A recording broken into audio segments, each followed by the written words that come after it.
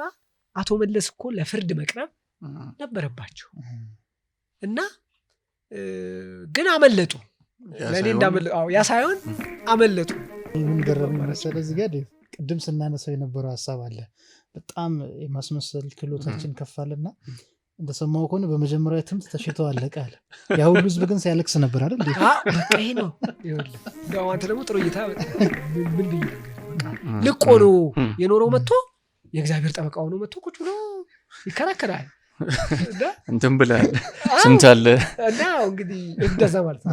ስንት አለ ለኢየሱስ ሲሟገት ስሙ የገነነ ምስክር ተብሎ ጠበቃ በቃ ያ እንደ ፓዮነር ነው የማየው እኔ እንደ ፓዮነርስ ነው ኤልያስን በተወሰነ መልኩ የተጎዳውም ለዛ ነው ብዬ አስባለሁ። ምክንያቱም ለቸርችም እንዲህ አይነት ሰው እንዴት አድርጋ ማስተናገድ እንዳለባት እንዴት አድርጋ ማኔጅ ማድረግ እንዳለባት አታውቅም ቤተክርስቲያን።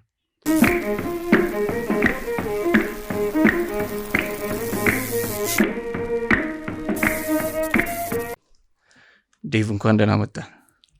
እንኳን ደህና ቆያችሁ።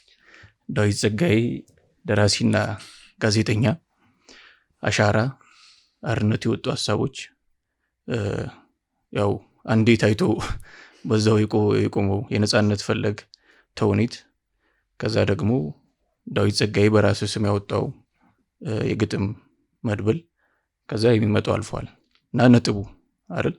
እውነት ነው። ሌላ የዘነጋውት የለም። በድጋሚ እንኳን ደህና መጣ ብያለሁ። ጋዜጠኛም ነው። ጥያቄ የምጀምረው በራሴ አጠያየቅ ዘይቤ ነው እና ጉረኛ ነህ እንዴ ዴቭ?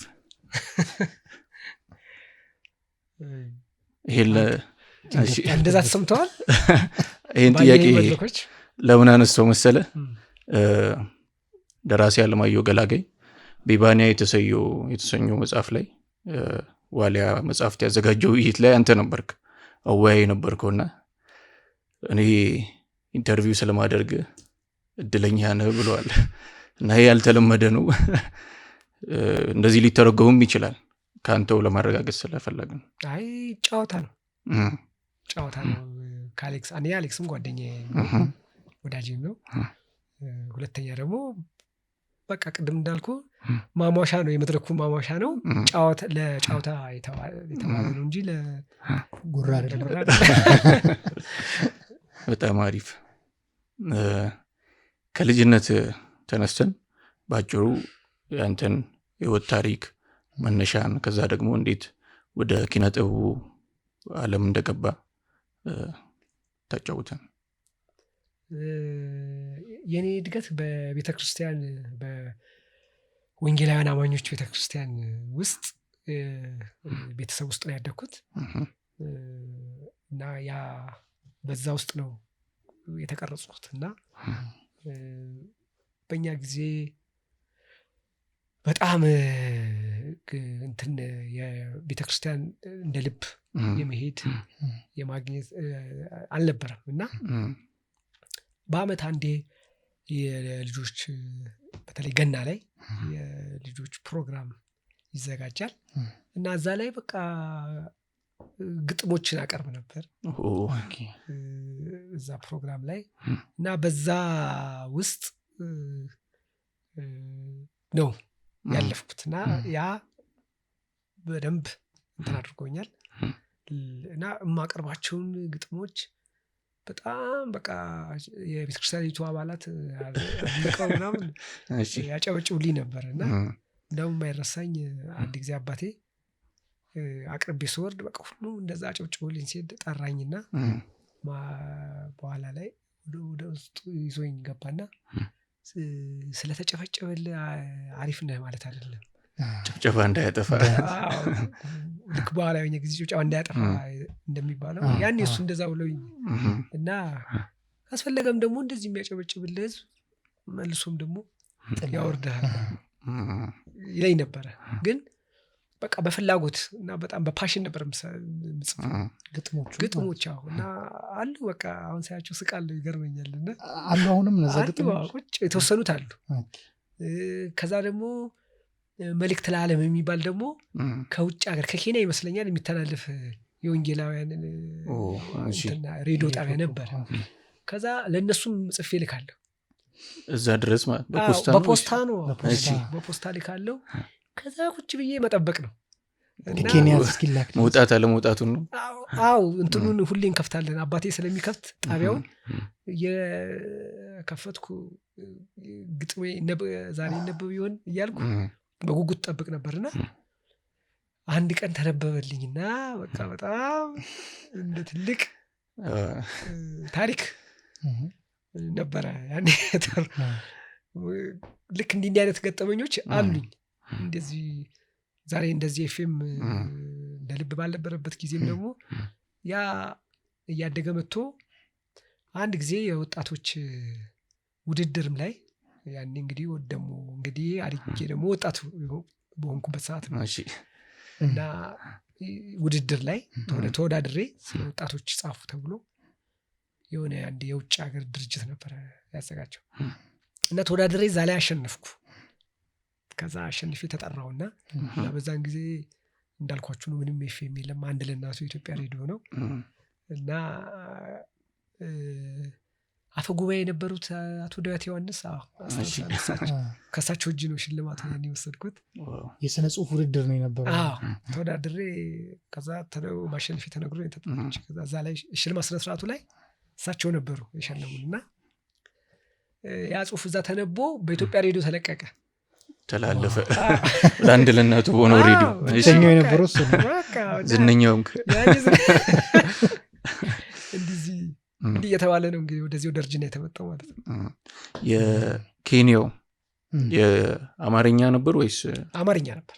ከዛ የሚተላለፈው በአማርኛ ነበረ። እንዴት እዛ ሊኖር ቻለ? ያው ይመስለኛል እዚህ በፊት እኔም ደግሞ ያኔ ደግሞ እኔ አልተወለድኩምም የምስራች ድምጽ ምናምን ደግሞ የሚባል ነበረ። ያው በኋላ ላይ እንዳነበብኩት እንደሰማሁትም አሁንም በቅርቡ ከብዙ ሰዎች በንጉሱ ጊዜ ማለት ነው እና የምስራች ድምጽ የሚባል ነበረ እና የወንጌላውያን መዝሙሮች ሁሉ ይዘመሩ ነበረ። በጣም ገርሞ ያኔ ነው እና አዲሱ ወርቁ በጣም እንወደው መዝሙር ነው የሱ መዝሙሮች። እሱ እዛ ውስጥ እንትን ይሉ ነበር ይዘምር ነበር እና ንጉስ ሁሉ ጠርተውት ሁሉ ይመስለኛል ሽልማት ሁሉ ሰዓታቸውን እንደዚህ ብቻ ሰጥተውታል ለዘማሪው ማለት ነው እና ያኔ ነበረ ማለት ነው እንግዲህ ሲነገር ምስራች ድምጽ ያን ያህል ለህዝብ ይተላለፍ ነበር ማለት ነው። የሃይማኖት እንትኑ የተሻለ ነበር ማለት ነው እና ነፃነቱ በተወሰነ ልክ ደርግ ሲመጣ ቆመ ማለት ነው። ያ ከንጉሱ ጋር አብሮ ምስራች ድምጽም ተዘጋ። ስለዚህ ማንኛውም አይነት መንፈሳዊ እንቅስቃሴ ያው ተገደበ። ስለዚህ እንኳን በሚዲያ ሊኖር ቀርቶ በእንትንም ራሱ ልክ እንደዚህ ቤተክርስቲያን ሄዶም ራሱ ማምለክ ማይቻልበት ደረጃ ሲደረስ የግድ የነበሩት ወጥተው ሌላ ሀገር ላይ ሚዲያቸውን ጎረቤታ እንደዚህ ሄደው እንትን ማለት ጀመሩና መልእክት ለዓለም እንደዛ አይነት ይመስለኛል። እንደዛ ነው እንደዛ ሆኖ የመጣው። ይገርም ነው። ግን እኔ አሁን መጠየቅ የፈለኩት ቅድም የገና ፕሮግራም ቤተክርስቲያኑ ሲዘጋጅ ግጥሞችን አነብ ነበር አልክና ስንት ዓመት ይሆን ያኔ? 12 13 እንደዚህ። አልፈራህም ማለት? አዎ ያ ሁሉ ምዕመን ፊት ወጥቶ በጣም እንደውም እንትን ነበርኩ፣ የሆነ በጣም ኢነርጄቲክ ነበርኩ። በጣም ደስ ይለኝ ነበር። ሞራል በጣም አልፈራም ነኝ ለማቅረብ በጣም ጉጉ ነበር። እንደገና ደግሞ አባቴም ደግሞ በነገራችን ላይ የወንጌላውያን እምነቱ ተከታይ ብቻ ሳይሆን ወንጌላዊም ነበር። ዋናው በቃ ወንጌላዊም ስለነበረ ያደግኩትም ያንን እሱ ወጥቶ የሚሰብክ ነው። ስለዚህ እኛን ቤት ውስጥ ሰብስቦ ሲያስተምር ምን ሲለ ከሱም የወሰድኩት ድፍረት ስላለ ምንም ለኔ እንደውም በጣም ነበር ደስ የሚለኝ አይደል? እንደ አባት ያው እንግዲህ አባት እንዳልከው ወንጌላዊ ናቸው፣ ያስተምራሉ። እናንተንም ቤት ውስጥ ቁጭ አድርጓችሁ ልጆችን እንደሚያስተምራችሁ ከዛ ደግሞ አንተ በጣም ራስ ምታት የሆኑ ጥያቄዎችን ስጠይቅ እንደነበረ ሰምተናል። እና ይህ ተሰጥኦ ነው ምንለው የስነ ጽሁፍ ዝንባሌው ምናምን ከዛ አንጻር ልናየው እንችላለን። ግን እንደዚህ አይነት ሀሳቦች ከየት መጡ? እንዴት ሊሆን በተለየ መልኩ አንተ ተዳፍሮ መጠየቁ ያው አንተ ራስህ መልሰዋል በተወሰነ መልኩ ማለት አባቴ ለዚህ አይነት በሩ ያን ያህል ዝግ አልነበረም። ይደነግጣል፣ ግን ደግሞ ለምን እንደዚህ ትላለህ ብሎም ደግሞ የሚዘጋ አባት አይደለም የነበረ። ግን ደግሞ እንግዳም ስለሆነ እግዚአብሔር ለምንድነው ከእስራኤላውያን ጎን የሚቆመው? ለምንድነው ፍልስጤማውያንን የሚያጠፋው? ለምንድነው ለእስራኤል የሚያግሰው? እንደዚህ አይነት ጥያቄዎችን ስጠይቀው እንግዳ በመሆኑ እንደዚህ አይነት ጥያቄ ሊደነግጥ ይችላል። ሙሉ መልስም ደግሞ ሊኖረው አይችልም። ዛሬም ያን ያህል ብዙ መልስ አለ ብዬ አላስብም። ቴዎሎጂያኖች የተለያየ አይነት አተያይ በርግጥ አላቸው፣ የሚሰጡት የራሳቸው የሆነ ትንታኔ ያላቸው። ግን ያ ማለት ያው በተወሰነ መልኩ እነዛን ትንታኔዎችም አንብቤ አሁን ባለሁበት እድሜ አንብቤም ሳይ በተወሰነ መልኩ እግዚአብሔርን ነፃ የማውጣት እንቅስቃሴ ነው እንጂ ዞሮ ዞሮ እግዚአብሔርን ከተጠያቂነት የሚያወጣው አይደለም። ሙሉ የሆነ ምላሽ የለው። ባላንስ ያረጉታል ነው። አዎ በቃ እስራኤሎችስ ምን ተጠቀሙ? እግዚአብሔር ለነሱ ስለቆመ ምን ተጠቀሙ? ተጎዱ፣ ፍዳቸውን አዩ፣ መከራቸውን በሉ፣ ወደ ተባለላቸው ምድር ወደ አዲስቱ ምድር ወደ ከናን እኮ ሁለቱ ብቻ ናቸው የገቡት። ምንስ ተጠቀሙ የሚል ምላሽ አለ። እንደሱ ለሚሰጡኝ ሰዎች አሉ፣ እንደዚህም ጽሁፎች አሉ። ግን አሁንም ቢሆን ያ ማለት ግን እስራኤሎች ስላልተጠቀሙ መመረጣቸው ልክ ነው ማለት አይቻልም። ምክንያቱም ዞሮ ዞሮ ተመርጠዋል እና ያንን መፋቅ የሚችል መልስ አይደለም። ሊጎዱ ይችላሉ፣ ስለማይታዘዙ ለእግዚአብሔር ተገዢ ስላልሆኑ ሊቀጡ ይችላሉ። እኔ ጥያቄ መቀጣታቸው ላይ ብቻ አይደለም፣ መመረጣቸው በራሱ ለምን ተመረጡ?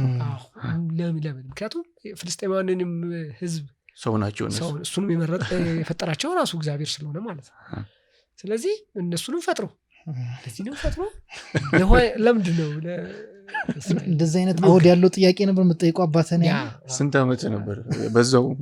እሱ 15 16 እንደዚህ ቢሆንም ሀሳቡ እኮ ያው አንዳንዴ እኮ የፍልስፍና ጥያቄ የህፃናት ጥያቄ ነው ይባላል እኮ ይባላል። ልዩነቱ በልጅነት የህፃናት ጥያቄ የልብ ጥያቄ ይሆናል። ከዛ ደግሞ እድሜ ከፍ እያለ ስትሄድ ደግሞ የእውቀት ጥያቄ ይሆናል። ከዛ የፍልስፍና ጥያቄ ይሆናል። ከዛ ፓተርን ይሰራለታል እንደዚህ እንጂ ይሄን እኮ ጥያቄ እኮ እንዳልከው ከፍ ብለው ያሉ የእውቀት ሰዎች የሞገቱት ያነሱት በኋላ ላይ ያነሱታል እኮ ፍልስፍና ውስጥ ታገኘዋለህ። ግን የህፃን ልጅ ጥያቄ ነው እና የፍልስፍና ጥያቄ የህፃን ልጅ ጥያቄ ነው የሚለውን በተወሰነ ጋረዋለሁ እና ነው እኮ አይደል? ምንጩን ይጠይቃሉ እኮ ህፃናት። አሁንም እኮ አሉ ራሱ እግዚአብሔር ከየት መጣ? ራሱ እግዚአብሔር ሰማይና ምድርን ፈጠረ ምናምን ስትላቸው እሱ ራሱ ማን ፈጠረው? የህፃናት ጥያቄ እሱ የህፃናት ጥያቄ ነው። ግን የፍልስፍና ጥያቄ ነው። የኦሪጂን ጥያቄ ነው። አሁንም ሆነን አንመልሰው ማለት ደግሞ ግጥሞችም እንደዚህ አይነት ሀሳቦችን ነው የሚፈክሩትና እግዜር አለ ወይ ሲባል የለም የምለው ለአንተ ብዬ ነው የሚል ግጥም አለ። ዴቭ እስኪ ስለሱ ንገረን። ያው ግጥሙ እንግዲህ ያለውን ነግረዋል እና ይሄ እንትን ነው ለእኔ የተቃርኖ ውጤት ነው ብዬ ነው የማስበው። እሺ ህይወት ራሱ ተቃርኖ ናት ብዬ ነው የማስበው። እስካሁንም ነገ እንግዲህ ከቀየርኩ አላውቅም፣ ግን እስካሁን በተቃርኖ ውስጥ ነው እኔ የምኖረው። ሰው በተቃርኖ ውስጥ ነው የሚኖረው ብዬ አስባለሁ። ስለዚህ እኔ ያ ግጥምም እንደዛ ብዬ ያልኩበት አለ፣ እሱንም ደግሞ ተቃራኒ ደግሞ ያልኩበት አለ። ለአንተ ብዬ ነው ራሱን ሀሳብ እንዳልኩት ደግሞ እሱንም ደግሞ ለምን ደግሞ እንደዚህ ስታደርጋለህ? እዚህኛው ግን ሀሳቡ አሁን ያብጸጋ አሁን ሀሳቡ ይሄ በምድር ላይ ወይም ደግሞ በዓለም ላይ የሚፈጠሩት ነገሮች በሙሉ ተጠያቂ የሚያደርገው እግዚአብሔርን ሰዎች ሲያንትን ሲሉ የሚፈጠሩት ነገሮች ሲቀውስቁ እና እሱ እግዚአብሔር ነፃ ለማውጣት እንግዲህ የለም አይ እሱ እግዚአብሔር ቢኖር ኖሮ እንደዚህ አይነት ነገር በምድር ላይ ይሻላል። ስለዚህ እንግዲህ የለም ያልኩህ ለአንተ ብዬ ነው ብዬ ደግሞ ያው መልሼ ፖይንት አሲዛለሁ ማለት ነው። በጣም አሪፍ። ከኤልያስ መልካ ታላቁ የሙዚቀኛ አቀናባሪ ነፍሱን ይማረውና አብሮ አደግ ናቸው እና ጊታሩን ለመነካካት የጀመረው እኛ ቤት ሳይሆን አይቀርም ትላለ። ከሱ ጋርም ደግሞ በእንደዚህ አይነት ሀሳቦች ላይ እንደምትወያዩ እንደምትሟገቱ እሱም በተመሳሳይ በዛ ሰዓት እንደዚህ አይነት ሀሳቢዎች እንደነበሩት የእሱ ባዮግራፊ ነገር ጌታቸው ያዘጋጀው መጽሐፍ ላይ በተወሰነ መልኩ ማየት ችያለሁና እስኪ ኤልያስ የእሱን ወጣትነት አብሮ አደግ በነበራችሁ በልጅነት ጊዜ ምን ይመስል እንደነበረ በትንሹ ስለሱ። ያው ሰንዴይ ስኩል ነው ብዙ ጊዜ የሚያገናኘን።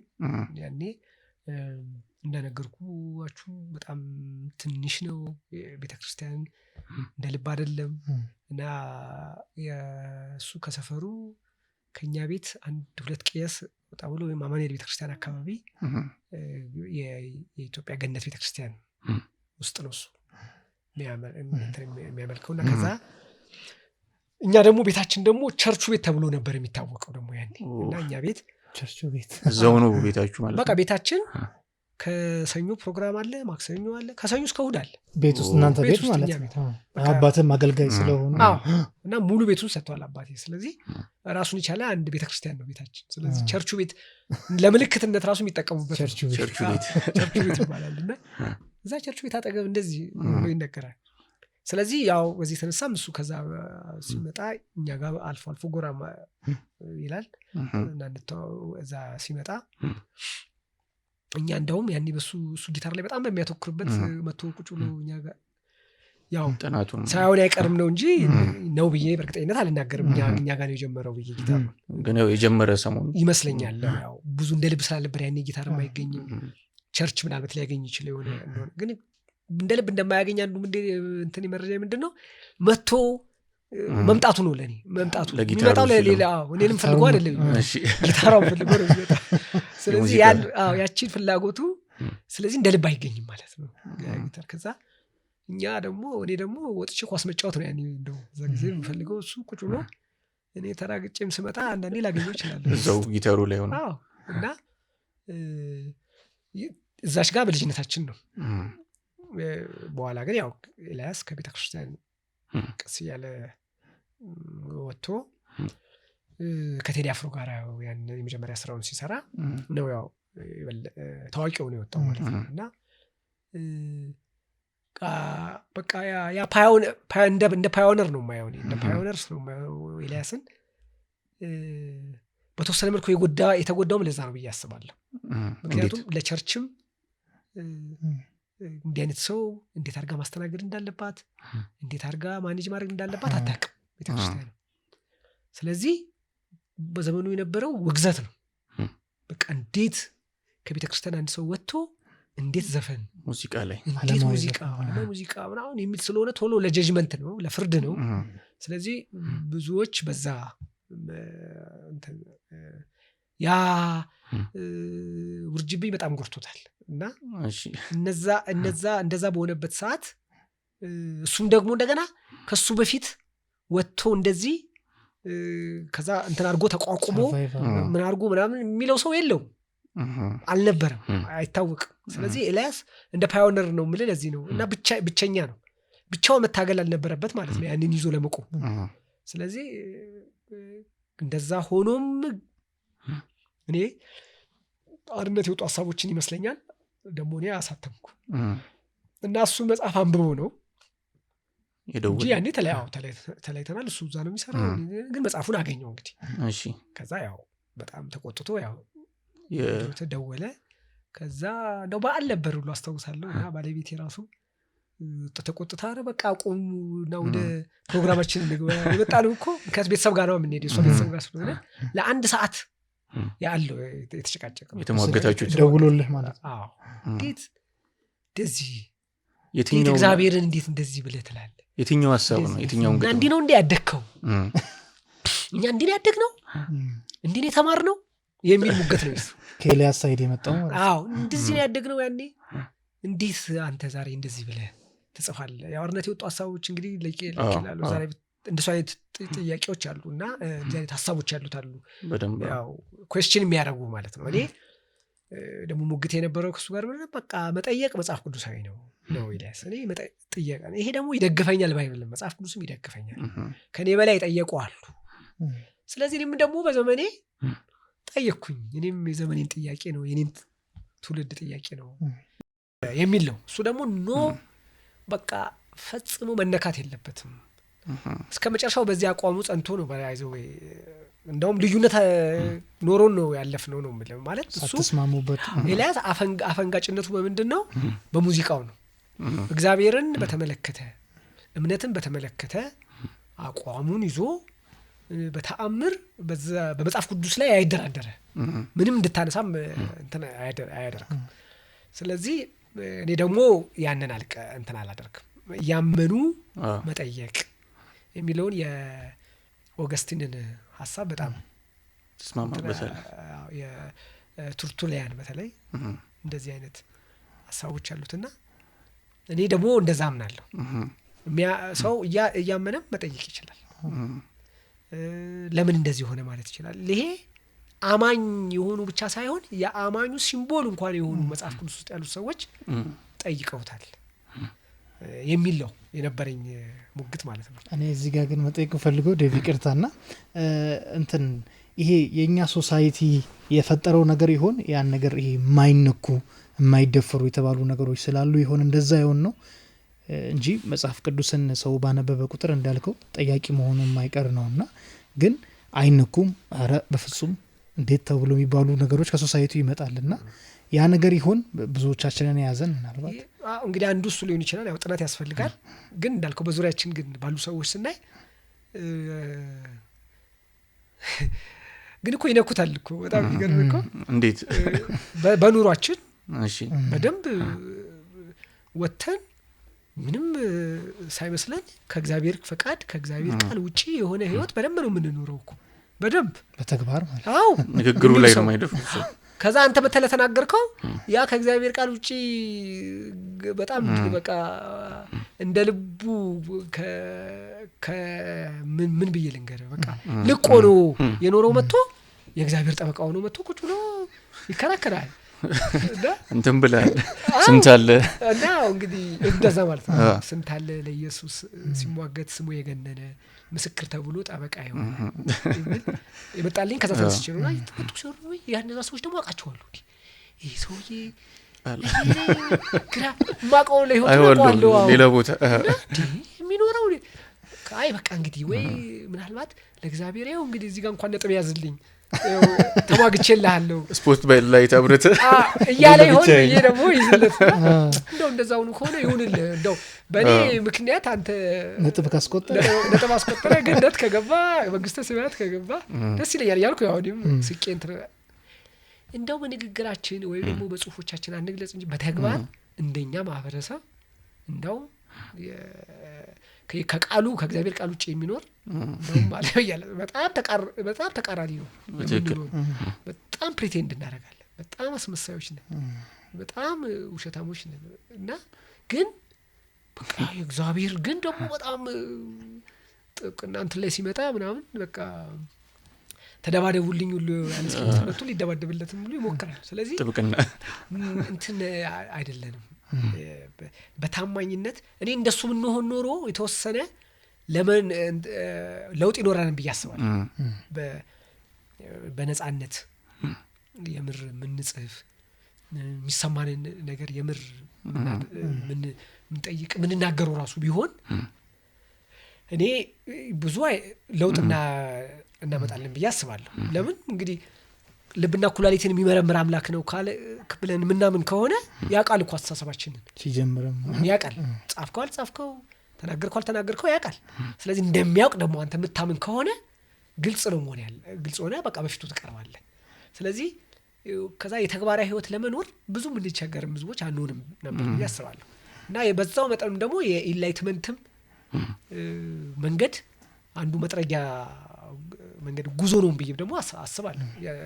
እነዚህ አስተኛው ክፍለ ዘመን እንደዚህ ፕሮቴስታንቲዝም በጣም እንትን ያለበትን ዘመን እኮ ብታዩ እኛ ሀገር ነው እንጂ ትልቅ እኮ ስራ የተሰራው እኮ በእነሱ ነው። ፕሮቴስታንቲዝም እኮ ሲያቆጠቁጥ ኢንዱስትሪው አካባቢውት በኋላ ማለት ነው እንትን ያደረገው ሪቫይቭ ያደረገው ከፍተኛ የሆኑ ግኝቶች የቴክኖሎጂ የማንኛውም በጣም ነበረ። በነ ሉተር ዘመን ነበረ ከዳርክ ኤጅ በኋላ ማለት ነው። አዎ ነበረ። ስለዚህ እንትን የሚል አይደለም ልልህ ነው። እንደውም ለዝግ አይደለም እና ለአዲስ ነገር ይከፍታል። ክፍት ነው ለአዲስ ነገር ለእውቀት ለምን ራሱን ክፍት የሚያደርግ ነው። እና እኛ ጋር እንግዲህ ሲመጣ እንግዲህ የገባበት መጠረት ያለበት ያልኩ ለዚህ ነው። እንግዲህ የገባበት መንገድ እንዴት እንደ እሱ ይሆን ወይ ሲመጣ ሲገባ አቢዩስ ተደርጎ ይሆን? አሁን እኔ የምጠይቀው ጥያቄ ነው። ለምን አሁን በጣም ክራይሲስ ውስጥ ስለሆነ ያለው ስለማን ፕሮቴስታንቱ እንዴት እንደዛ ልትል ይችላል የሚታይ ስለሆነ ግልጽ እኔ እንደዛ አላደኩማ እንደዚህ አይደለም አሁን ባለው ሳይ ምናልባት የመጣበት መንገድ እኛ ጋር ሲመጣ መስመር ስቶ ነበር ይሆን? ትክክል አልነበር የሚሆን? ለምን ለንባብ እውቀትን ፍለጋ በቃ አጠቃላይ ፍለጋ ላይ ትልቅ ሙቭመንት እንቅስቃሴ ያደረገ ነው በውጭው ዓለም ፕሮቴስታንት። እኛ ጋር ሲመጣ ግን ተቃራኒውን ነው ይዘጋል። ለምን? ስለዚህ መጀመሪያ የተቀበሉት ሰዎች እንደሱ አድርገው ያው በሚሽነሪዎች ስለሆነ ሚሽነሪዎቹ ወጥተው ያንን ፕሪች ሲያደርጉ የተቀበሉት ሰዎች በዘግተውት ይሆን የተቀበሉት የሚል ጥያቄ አለኝና ራሳችን ያው ምናልባት ከኛ ባህል ጋር እንዳልኩ ከኛ ባህል ጋር መዋሃድ ስላልቻለ ይሆን የሚል ጥያቄ አሁን አለኝ። አሁን በዚህ እድሜ ሳስበው ለምን አሁን ምን እየተሄደበት ያለውን መንገድ ሳስበው እኔ አባቴ የነበረበትን ዘመንና ዛሬ ያለበት ሳስብ ለእኔ ተቃራኒ ነው ሙሉ ለሙሉ። እንደው ባጭሩ የሚሰጥበት ነበር ያኔ ያለህን የምትሰጥበት ነው። አሁን ደግሞ የሰውን የምትነጥቅበት ነው። እንደው የምትነጥቅበት እኮ ነው እና የምታጭበረብርበት፣ የምትዋሽበት፣ የምታወናብድበት ያኔ እኮ ጭራሽ የምታጣበት ነው። ያለህን ሰተህ ታምነህ በእግዚአብሔር የምትወጣበት ነው እና ያኖረኛል እኔንም ቤተሰቤንም እግዚአብሔር ያኖራል ብሎ አባቴ ያንን ለወንጌል ስራ ሲወጣ በእርግጥም ቤተሰብ ኖሯል። በእምነት ብዙ ነገር ብዙ ታምር ብዙ ድንቅ ነገር እኛ ቤት ውስጥ አይቼን ያደግኩት እና በደህነት ይሄ ኑሮ ይበቃኛል በሚለው መርህ የተኖረበት ነው እና የነሱ ልጆች ወይም ደግሞ የልጅ ልጆች ግን ዛሬ የተቆጩ ሁሉ በሚመስል መልኩ ያኔ አባቴ ዳህ ሆኖ ይበቃል ዛሬ ማለት አልሞኝም አይነት ሁሉ በሚመስል ከመስጠት ወደ መንጠቅ መስጠት ወደ መንጠቅ መጥቷል። ቅድም ሲያነሳ ልክ አሁን ኤንላይትመንት ጊዜ አውሮፓኖች ጋር ሲከሰት እንደውም ለኢኖቬሽን ለአዲስ ፈጠራዎች በር ከፋች እንዲሆን አረገ፣ ጥያቄ እንዲያነሳ ምን እንዲሆን አረገ ነውና ሰምሃው ደግሞ ስናየው ዴቭ አሁን ምዕራባውያኖች ጋር ስትሄዱ በጣም ደግሞ ፈር በለቀቀ መልኩ እንዲሆኑ ሳላረጋቸውን ብለህ ታስባለህ ነው ወይስ አሁን እንዳልከው የልጅ ልጆቻቸው ጋር እነሱ ጋርም ችግር ተፈጠረ ይሆን? ግልጽ ነው። አሁን ተፈጥሯል። እዛም የድረስ እየሄዱ እንደሆነም አሁን እያየን ነው። ግን ቢያንስ እንኳን እነሱ እዛ ጋር እኮ እንደዛም የደረሱት እንደው በኢኮኖሚ ያው ቢያንስ እንኳን አድገው ነው ሄደው ነው ወደዚህ አይነት ልቅነት ውስጥ የገቡት እስከ ሆሞሴክሹዋሊቲን እስከ ማወጅ ያይደርሱ ቤተክርስቲያናት እንዳሉ ይታወቃል። እነዛ ደግሞ እኛ ላይ ያሉት እዚህ ላይ ተጽዕኖ ለማሳደር ደግሞ በዚህ ድህነታችን በዚህ ኑሯችን ጥረት ያደርጋሉ እንደገና ማለት ነው እና አለ ልክ ነህ። እዛም እንደዛ ነው። ግን በባህሪው ክርስትና እኔ ክርስትና ነው ብዬ ነው የማምነው። አጠቃላይ በባህሪው ክርስትና ይሄ በቤተክርስቲያን ታሪክ ውስጥ ያለ ነው። አሁን ሳይሆን ታሪክ ብዙ በፊት በጣም እንትን አደረገ ይኖራል። ከዛ እንደገና ላይክ ሉተር እንደመጣው ከዛ ደግሞ ሌላው ይመጣና ያድሰዋል። እሱን ተሐድሶ ማግኘት አለበት ብዬ ነው የማምነው እዚህም። ለምን ሉተር ጋር የነበረውን ታሪክ ስታነቡ በቃ የመንግስተ ሰማያት ቲኬት እስከ መሸጥ ነው በደረሱበት ሰዓት ነው ኖ ብሎ አንድ ጀግና ወጥቶ ኖ በፍጹም ፕሮቴስት በቃ እንደ ስሙ ፕሮቴስት አድርጎ ወጣ። በፍጹም በእናንተ መንግስተ ሰማያት አይገባም በክርስቶስ ነው እንጂ የሚል አቋም ይዞ የራሱን እንትን ለጥፎ 90 እንትኑ ፖይንቶቹን አስቀምጦ ሄደ። ያ እንደገና የመታደስ ዘመን መጣ ተብሎ ነው የሚታመነው። አሁን የሉተር ለኔ ሄዶ አሁን ዲጀነሬት አድርጓል ብዬ ነው የማስበው። በቃ ጨርሷል። ልክ ይቃወመው የነበረውን ካቶሊክ እንትን ያን ይቃወመው የነበረውን ነገር አሁን ራሱ እያደረገው ነው። ፕሮቴስታንት ያን ይቃወመው የነበረው ልቅነቱን በጣም ነውረኝነት የሚሰሩት ነገሮች ሁሉ ይቃወመው የነበረውን ነገር አሁን እሱ ራሱ እያደረገው ነው። ስለዚህ አሁን ሌላ አዳሽ ያስፈልገዋል ማለት ነው። ይሄን ራሱ ፕሮቴስት የሚያደርግ ፕሮቴስታንትን ፕሮቴስት የሚያደርግ መምጣት አለበት የሚል እንኳን አለኝ የዲቭ ሀሳብ ነው። እዚህ ጋር ግን ወደ ቅድሙ ሀሳብ ልመልሰና ቅዱስ መጽሐፍ ራሱ እናንተ የኔ ቤተ መቅደሶች ናችሁ ነው የሚለው ክርስቶስ። እና እንዳልከው አንተ ሰው በአፍ ደረጃ ይሟገታል፣ ግን ሄዶ ስጋውን ያረክሳል። ጠቅለል አድርገን ስንገልጸው በተግባር ደረጃ ሌላ ነው። በንግግር ምናምን ግን ለምድ የለበሰ ሶሳይቲ ነው። አንዳንድ ልማዶቻችንንም ስታይ ለእውነት በጣም የራቀ ነው። እውነተኛ እንመስላለን እንጂ በጣም ራቅ ይላል። ትንሽ ሽማግሌ ተልኮ ተስማምቶ ምን ተብሎ አናስገባም ሰርገኛ ነው በርጋ ሲደረስ ሌሎች ነገሮችንም እንደዚህ ያየ ስትመጣ በጣም ብዙ ነው፣ በጣም ብዙ ነው። እውነቱን እያባበሉ እና ይሄ ተጽዕኖ አይመስልህም ወይ? አሁን አንተ ጋር ያለው ሀሳብ ደግሞ እንግዳ ነው፣ ያፈጠጠ እውነት ነው፣ ያፈጠጠ ያገጥጥህም ብሎ ይሄ ከኛ ማህበረሰብ ልማድ ምናምን አሁን ከጠቀስኩልህ አንጻር ስናየው መቀበል ትንሽ ይከብዳል። እውነት መሆኑን እኮ ሁሉም ያውቀዋል፣ በልቡ ይስማማል። ግን ይሄን ለማለት ድፍረቱ አይኖርም። እና ምን ትላለህ አንተ?